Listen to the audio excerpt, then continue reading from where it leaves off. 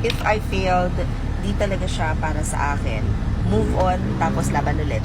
Hi, Mary here, and everyday nagpo-post ako ng bagong videos na pwede nyo sundan as some sort of roadmap kung gusto nyo na maging freelancer, virtual assistant, or gusto nyo na mag-work from home gamit ang computer at internet. If kagaya kayo ni Maring Julie, nababalik na daw para mag-mock interview. Anong petsa na be? Kasi yung mga BBs ko, di ba required silang lahat na before makakuha ng certificate, lagi kong sinasabi sa kanila na baliwala yung certificate kung hindi ka naman nahahasa. And the only way na mahahasa ka is by practicing.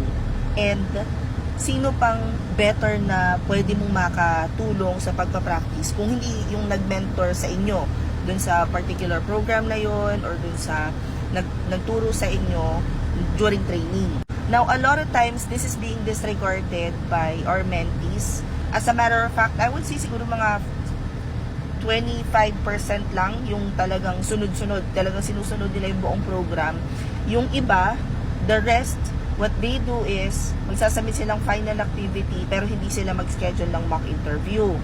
Meron pang siguro mga 10% na talaga na mga after na mag-training, mag-i-email na lang sila, sabihin nila, asan yung certificate ko, tapos ko na yung live training. And I always tell them that hindi kami nag-release ever ng certificate nang hindi kayo nag-mock interview because of this same reason.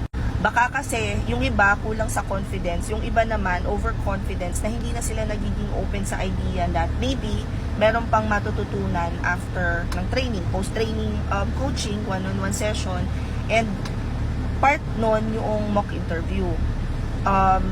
Sa mock interview kasi, ang nangyayari is, may 2 parts siya. So, recorded siya, kayo lang yung makakakuha ng copy nun, unless I ask for permission. Kasi I ask is explicit permission.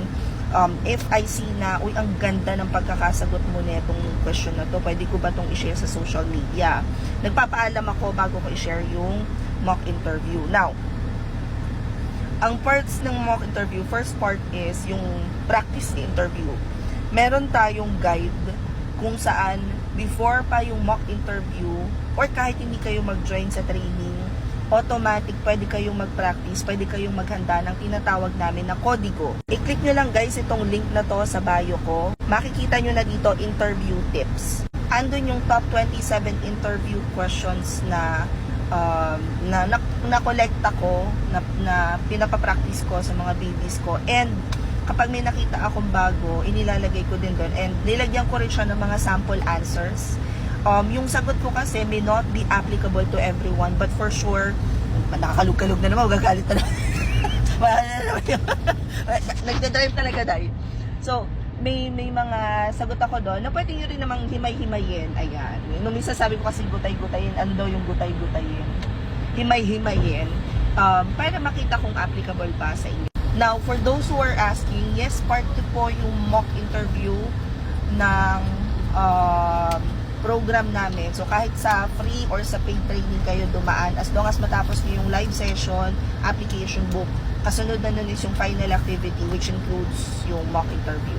Hope this helps. Comment any questions you guys have about working from home. Follow for more work from home chismis. Bye!